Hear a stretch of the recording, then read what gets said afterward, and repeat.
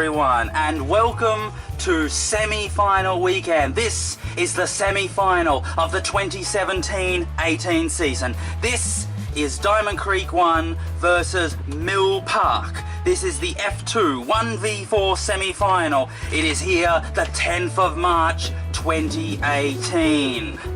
This is, of course, Channel 8, the local sports network, in association with our partners, Bizz 99.9 FM Substitute Radio. I am your host and lead commentator, Chukka Wilson. Thank you very much and welcome to this broadcast.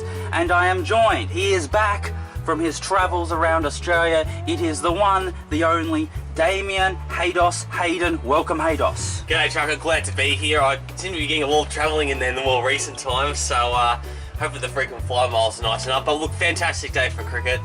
Obviously getting to the business end of the season where the dead weight of the competitions have all been cut out and we're down to the best teams, and yeah, these are definitely two of the best teams here in F2. Well, here, Chukka Wilson, Channel 8, Haydos, we welcome you to this broadcast.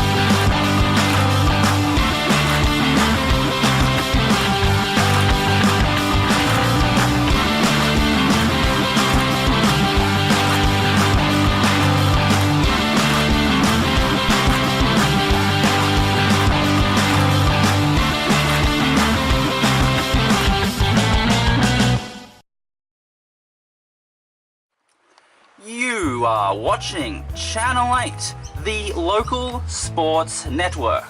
We have been broadcasting local cricket around the northern Melbourne area across the 2017-18 season. We are joined by our partners Bizz 99.9 FM Substitute Radio in a dual cast. And I am Chukka Wilson. I am going to be your host and lead commentator, and I'm also the managing director of sports production here at Channel 8, the local sports network, and I'm joined by Damien and Haydos.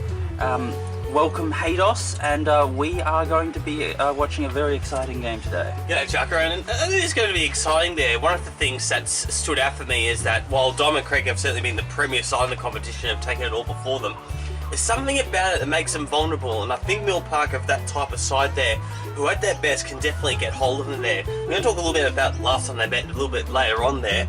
They've just got that type of side, and it's just got that feeling so that an upset's on the cards. However, Diamond Creek have every right to be favourites here, especially at their home ground. So, just a reminder, this is Diamond Creek 1, which is the Diamond Creek third side, versus Mill Park, which is the Mill Park third side. We are going to be watching the 1v4 semi-final in the F2 grade of the 2017-18 season, And this is, of course, as always, semi-final weekend takes place on Labor Day weekend, which means the game will be taking place on the Saturday, the 10th of March, and then the Sunday, the 11th of March, and then the actual Labor Day, which is the Monday, is the reserve day in case of rain. But as the Weather Bureau will talk about later on, there's very little chance of rain. So let's have a look at the standings of the semi-finals. So we've got first place, Diamond Creek, who are 10-1, won 60 points, versus Mill Park, who are 5-6 with 30 points. So Mill Park have half the number of wins, half the number of points of Diamond Creek, and also Mill Park only edged over Riverside, who got into 5th place, with a same WL count, same number of points, but Mill Park has a far superior percentage, so that's why they got into the semi-finals and Riverside didn't. So that is the understanding. Diamond Creek have walloped this F2 grade, losing just the one game, and Mill Park have only just scratched into the semis on percentage alone. And looking back at the past fixtures, actually one particular fixture there where Mill Park demolished Riverside there, thanks to a 6-5 wicket haul for a man we'll talk about later, McDonald. But it just shows how important those home and away games are when you're playing against those same tier sides, those sides around about a 3rd to 6th mark there. So that shows how important not only those wins are, but also the percentage as well there. But like we've talked about, Diamond Creek have taken it all before them there. Only the one hiccup during the season, which has happened to most top teams in this Diamond Valley Association. You can't find many around that have lost 0 games there, so the hiccups are understandable, so they wouldn't be too worried about that one loss. But again, it's just got that feeling of a potential upset today. And of course the other one is Lower Plenty with a 6-4 count and 39 points, and North Eltham Wanderers with a 6-5 count and 36 points. So it's going to be obviously 1v4 versus and 2v3, and 2 of these teams are going to get into the finals. Diamond Creek are going into this well ahead as the favourites. Now this is we're at a bit of a disadvantage because Channel 8 has not broadcast a single game featuring this Diamond Creek one side, and so we've got no idea their strengths or their weaknesses or exactly what they're going to be doing today. Fortunately, I've had a chat with a few of the Diamond Creek people, so we'll go into a bit more detail about what they'll be focusing on and about where their strengths are. So we've got a little bit of insight there. We'll talk about that when we read out the teams. Absolutely. Now the important thing obviously is that all the questions of outright win and percentage don't matter right now. It's just about winning the game and actually getting through to the grand final. So it's just a matter of a first innings victory. So as far as what needs to be accomplished, also it's a 2-day game, which means you just have to get through your overs and just have to make sure you score enough runs to actually get through. It becomes much more difficult in the grand final because it's a longer game. Well, exactly right there. One of the things to keep in mind as well, some of the older sides may find it more difficult for the back-to-back days there. Throughout the season, they've always had the 7 days to recover before their next opportunity to play or where they have to play there. But some of the older, say, all-rounder types there, they're only going to have the 1 day to back up. If they have a long batting innings, have to come back and bowl 10 or 15 overs the next day, it might be harder for them there. So it's also strategic in terms of what you do first, bat or bowl. Some of those teams with older sides, they may want to bowl first, give their older players a bit of a rest down the batting order, have to turn them tomorrow. Okay, so now let's just talk about the ground here. So we are here at Coventry Oval in Diamond Creek, of course, the #1 ground at Diamond Creek. The firsts are in the finals but got into 4th place and are playing away. The seconds did not make it into the finals, which is why the thirds are hosting here at the #1 ground here, Coventry Oval.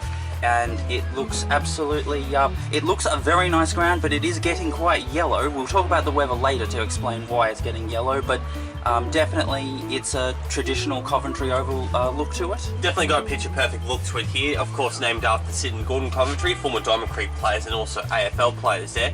But it's got a fantastic look to it. Really got really good service there. Definitely one that the bowlers are happy with, especially with the wider pitch as well there. So a lot of it means that the runs can be kept quite down there, and so if you play your whole season there as a fast bowler there, or even a spinner there with a long square of the wicket boundaries, you can generally have a pretty good season there in terms of your average and your economy rate. But look, fantastic ground. Where else would you rather be in the northern area? Absolutely, and of course it's connected to the Diamond Creek Trail, which is one of the most gorgeous little walking tracks you can find in the local area. Now, the thing about Coventry Oval, of course, is that the goalposts run north to south, east to west, which means the pitch has to go north to south, obviously, and so that means that it's very wide, a square of the wicket, and very short, straight of the wicket, which is a unique thing to Coventry Oval. Often we see it the other way around in other grounds. So pitching it up, you might actually get hit down the ground for 6, and if you bowl it short, you're very unlikely to get cut for 4 because it's so long. And yet they've decided to bring the boundaries up. So now the boundaries square of the wicket are 22 metres shorter, which means now there is a possibility of actually getting cut or pulled for 4 for the first time at Coventry Oval. Exactly right. I think it's also helped to have the spectacle of the game there. Fans can come a bit closer to the action. Sometimes you can feel a little bit lost here during the cricket when you watch the games. Obviously, with something like AFL football, you've got the whole ground being used, and so the grounds always feels a part of it there. But when you've got cricket there, it can feel a little bit lost there. It's also a much longer walk back for the batsmen as they come in and out. So a little bit of common sense coming into play there. You've also then got a lower grade as well, so not the best throwing line. So a lot of that factored in. You're right in terms of the uniqueness of it. Most of them have more of an oval shape as opposed to here there. It reminds me a lot of the Mernda and cricket ground there, which is a very similar structure there where, again, like we were talking about, if you do pitch it up, you do run the risk of being hit down the ground. I think you still need to on these type of pitches, pitch it up there, because you've got that tennis ball bounce there. So if a batsman is planting on the front foot, it can sometimes bounce a little bit more than what they expect. While if you drop it in short, it can just hold up and be easily cuttable or pullable. And the other thing about the differences between Coventry Oval and, say, Marngrook Oval is that Marngrook Oval, the trees grow right at the edge of the boundary, which means that it almost feels claustrophobic and very intimate. The ground looks like it's a very enclosed space because the tall trees are right at the upper limits of where the ground can go. But at Coventry Oval, there is a car park that surrounds the grounds, and then the trees are after the car park. So because of the way that space works in the human eye, Coventry Oval actually feels much, much larger than it actually is, just because there's so much open space. It looks like a gigantic paddock. Well, it's a good way to look at it there. It does run comparable to the Melbourne Cricket Ground in the city there, so it's not necessarily overly small, but you're right, it does become very deceptive. It makes the throws to the keeper a lot longer in terms of a feel. It makes it seem hard in terms of a captaincy, where to set your field there, how deep to have them, where exactly do you want them? Do you want them the 3/4, the halfway? Saving one is a little bit easier, but in terms of your deep fields and where to have them, so a lot of things do make it a challenge there. But of course, it runs both ways. The batsmen, in terms of the judgment for the runs there, find it a bit harder. Probably one of the general rules of thumb is that for most of the boundaries, if the fielder has it and you're ready to run, you run. You can get the extra run on the arm there. That's a general rule of thumb that I find here.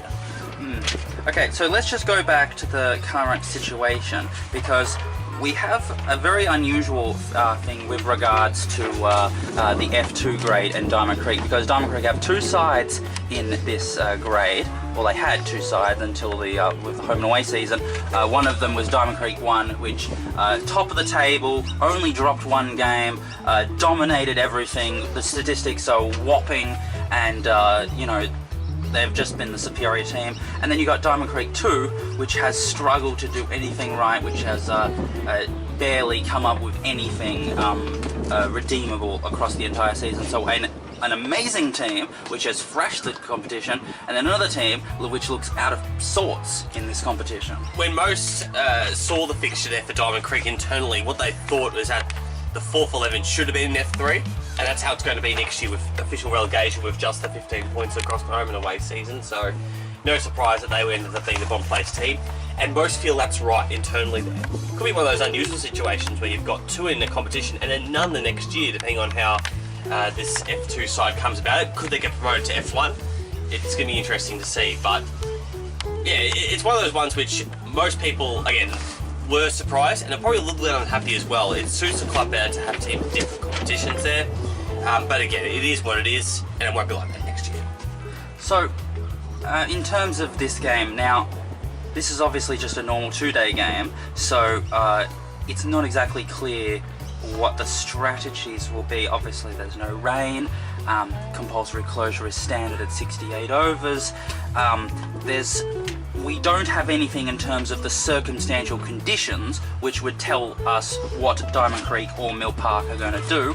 And obviously when it's a grand final, the nervousness of knowing this is the game for the premiership means that you can actually start playing mind games with people.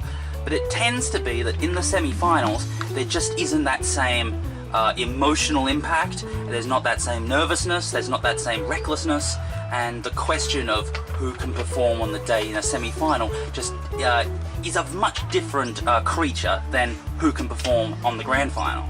It is a good way to look at it actually there. We have a thing about, over the years, the broadcast that we've done there, most of the time we've done a semi-final with the odd exception.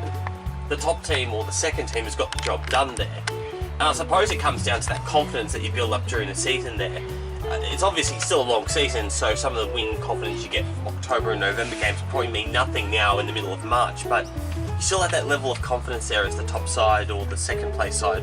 So for Lower Plenty, who have had a look at during the summer and have been a very all-round sort of side there, and Diamond Creek of course, they have every right to feel confident, they have every right to feel like they're favourites and like they'll get the job done today there. So it doesn't necessarily work that way, and I know, Chukka, you've been part of sides who have come from much lower on the ladder and gotten the job done and taken home the chocolates there, so it can be done there, and there's still that feeling there.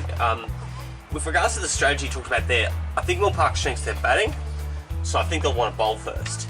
Get their batting there with guys like Johnson and McMaster, get them chasing a moderate score, because there's probably not going to be a large score here. You can't imagine a 150, 160 here on such a big ground. You're probably going to find it's closer to a 130, 120. If you've got gun batsmen like that who've done the job all year, that's going to get them in the game. So what I've noticed from filming the games previously at Coventry Oval is that it's rare to see teams bowled out. You don't see them getting wiped off the floor, unlike what we saw in Marngrook Oval, where the Diamond Creek 4th 11, which is the Diamond Creek 2 side in the F2 grade, were blasted out and were all out within a space of not that long. But here at Coventry Oval, actually getting the 10 wickets is a lot of hard work, and often it's the case that it's very unusual because the ball stays reasonably hard and reasonably new because of the AstroTurf, and yet it's not swinging about the place such that batsmen are overwhelmed and can't possibly actually deal with the situation. And so it's often that batsmen are actually able to stay in and build up a long innings in terms of crease occupation, and yet because of the thickness of the grass, your drives through the covers just do not have much impact, which means as long as you have fielders standing in the right positions in the cover region saving one, it's very, very uncommon to actually see runs scored off the front foot, which means you're going to spend a lot of time in the middle, you're not going to score many runs, and it's just going to be a waiting for that one bad ball. So it's very patient and very tedious work here batting at Coventry Oval. Oh, it's going to be a lot of hard work for both sides today there. What I found is that it's going to be that tennis ball bounce that you see that's going to make it a little bit easier for the batsman. And the ball staying a bit new also will suit them as well. It's that catch-22, whereby the ball comes onto the bat still throughout most of the day because the ball does stay relatively new there. So it does actually play to the batsman's hands with that there. You expect that some of the really good drivers, so for example Bragg from Riverside, they could, for example, get through those covers with those powerful shoulders. But for some of the batsmen who use more of their wrists or timing there, it's just going to be probably a bit too hard there. So maybe they have to look at the square of the wicket. But of course, captains set their fields accordingly.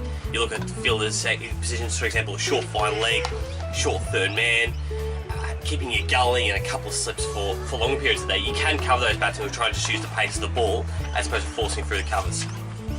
Alright, so the last thing I'm going to take care of in this introduction broadcast is dealing with the weather, and then we'll worry about the team selection and the last time they met later on after the break. So let's just have a look at the weather. And now the thing about the weather is that there has not been any rain in the last 7 days, and it has been warm to hot. So the last Saturday was 32 degrees, Sunday was 21, Monday was 21, Tuesday was 28, Wednesday was 29, Thursday was 31, and then Friday was 27. So very warm, and no rain at all was recorded throughout the entire week. And it was often air conditioner weather. You know, you stay out, you have to wear sunscreen, you have to put on put an umbrella on, put a hat on, sunglasses, that sort of weather. Now today is marked for 33 degrees. It will be mostly sunny with a 0% chance of rain. And the Weather Bureau is saying that throughout the morning and early afternoon it will be a northerly breeze, northwest and northeast, and then at some point in this evening it will change over to a southerly, going either southeast or southwest. So it seems like it's just going to be a continuation of the sort of weather we've been having all week. And then Sunday, it's going to be a bit less, because that southerly breeze is going to stick with us throughout the Labor Day weekend. So it's going to be a strictly southerly wind, 26 degrees, mostly sunny, with a small chance of rain in the evening. Now, if that rain does happen, it might mean that we're only like 5 or 10 overs short of completing the game, or we might have to come back in the reserve day just to finish off the formalities of the game, but that would be very annoying to everyone.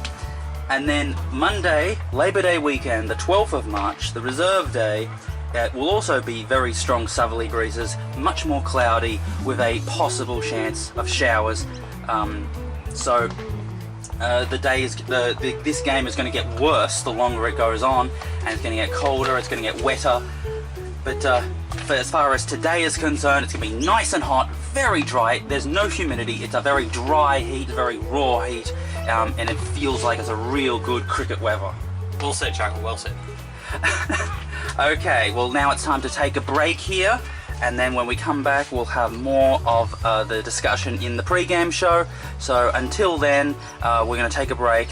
This is Channel 8, the local sports network, in association with our partners Bizz 99.9 FM Substitute Radio. I am Chukka Wilson, and I'm joined by Damien, Hayden, Haydos. We're going to take a break now. We'll come back. We've got more of the pre-game show.